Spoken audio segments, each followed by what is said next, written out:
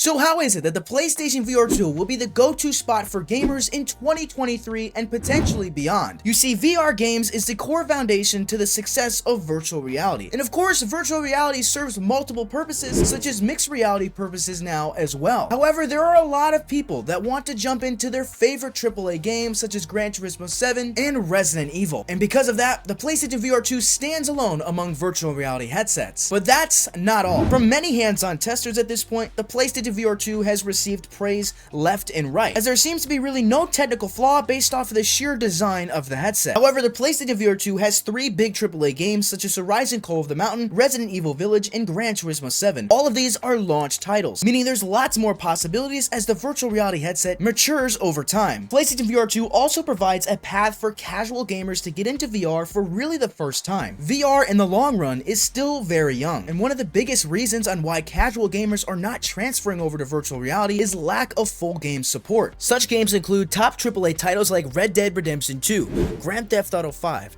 potential Last of Us spin-off just like the Horizon series did, and not just that, but also Half-Life Alyx. And another point is the worldwide perceived view on virtual reality. There is really no big push for top AAA games to come to a VR headset. This is based off the amount of people that are actually playing VR titles, and how casuals don't really see the true value and how fun virtual reality is, until the recent events of the Quest 2 being released, which also helped with exposure to VR. However, the Quest 2 also hurt with the quality of games that came to the headset based off the Quest's hardware. With the likes of the PlayStation VR 2, this issue should no longer be a problem. However, with Quest 3 right around the corner, PlayStation VR 2 must invest in big titles in order for them to stay relevant. Not to mention, the PlayStation VR 2 is not nearly as intimidating. Intimidation can be looked at in multiple factors. One of the biggest factors is buyer-friendly. The Quest 2 is easily the most buyer-friendly headset with no external pieces in order to get the headset to be functioning and running. Unless you wanted to get an even deeper experience, in that case you would need to get a PC. However, buying a PC for casuals who just want to go home, tap their controller,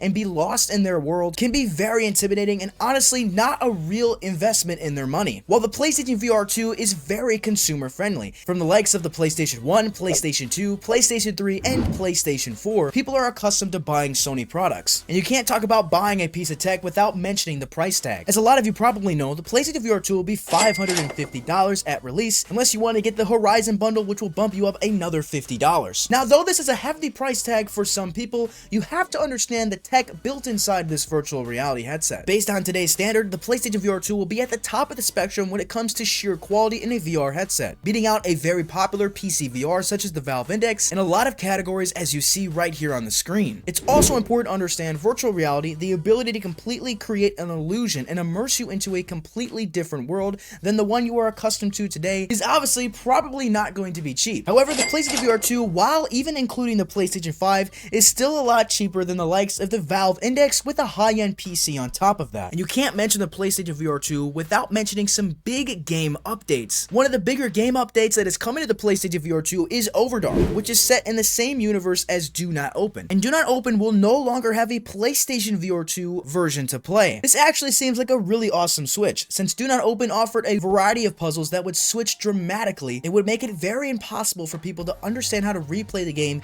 and get lost in it for hours and mostly getting frustrated. We also have a huge update on a popular game from Supermassive Games, Switchback VR. The game will be delayed until March 16th, 2023 in order to receive the most polished version of the game as possible. Now, a lot of people might be pretty bummed about this delay, but a lot of titles could have really benefited from a potential delay before they release their final product. Just to name a couple examples, Cyberpunk 2077 and No Man's Sky, all games that have now received updates and now are respectable in their own right, but could have definitely used that delay before they ended up releasing it into a complete public mainstream of outcry. And if you made it to the end of the video, I want to personally thank you so much for getting me over 1.1 thousand subscribers. It truly means the world to me, and having this much support already is completely unbelievable, and I am so thankful for every single one of you. We're trying to build the future of VR right here on this channel, and it would truly mean the world to me if you could hit that subscribe button. And if you want to know more about the PlayStation VR 2 and what to expect upon its launch release on February 22nd, you're going to want to click on this video right here. I'm JizzleVR, and I will catch you in the next video.